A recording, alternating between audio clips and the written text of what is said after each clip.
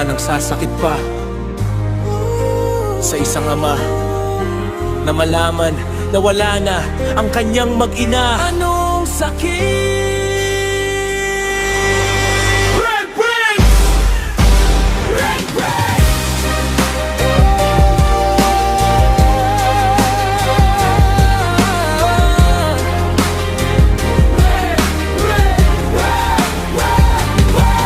Malagim ang gabi sa sigaw ng puso, umiikot ang mata ng ama sa gulo.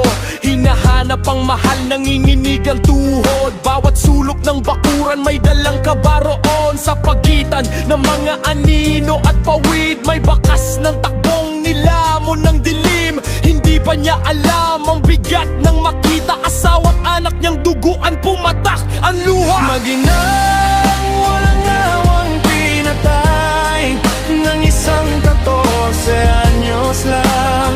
Kalidad ko ang pinaira. Sa paghampas ng martilyo, agad binawian ang buhay. Ang mga nagluluksa, siya ang naiwan.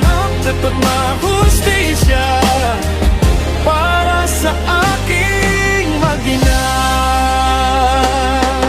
Pagkakita sa anak sa ilalim ng kawayan, parang napunit ang hangin at katauhan. Agad siyang tumakbo, yakap ang hinagpis, sumigaw sa paligid, nanginginig ang boses. Anak ko, buhay pa ang iyak. May latay ang puso, may sugat ang hagbang. Siya'y ibinuhat na parang oras ay hinto, na sana may pag-asang maiuwi pa rito. Maginang walang awang pinatay ng isang 14 anyos lang. Galit at pupul ang pinaira. Sa paghampas ng martilyo, agad binawian ang buhay. Amang nagluluksa, siya ang naiwan. Sigaw ng mahustisya para sa aking mag-ina. Sa bawat segundo, lumalakas ang luha. Sa bawat yakap, may kasamang dasal na buo.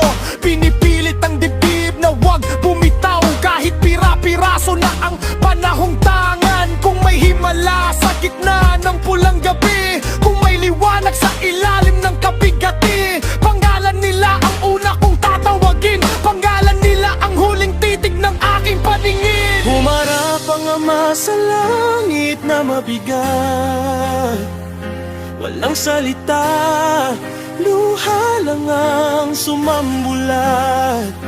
Kung kaya pang marinig ng asawa at anak ang tawag, bumalik kayo, nasaan ang liwanag? Maginang walang awang pinatay ng isang 14 anyos lang. Galit at pupul ang pinaira. Sa paghampas ng martilyo, agad binawian ang buhay. Amang nagluluksa, siya ang naiwan. Sigaw na mamahustisya para sa akin. Ngayon sa ala-ala, agad mapapawid. Sigaw na bumaon sa bawat paligid. Ang ama na natiling suga ang lumalakad. Bitbit ang pangalang ayaw nang malimutan. At sa dulo ng gabi, iisa lang ang taginting. Asawa ko, anak ko, aking panalangin. Kung may natiramang tibok sa dibdib, ihahabol ko pa rin hanggang sa huling pintig. Maginang walang awang pinatay ng isang 14 anyos lang.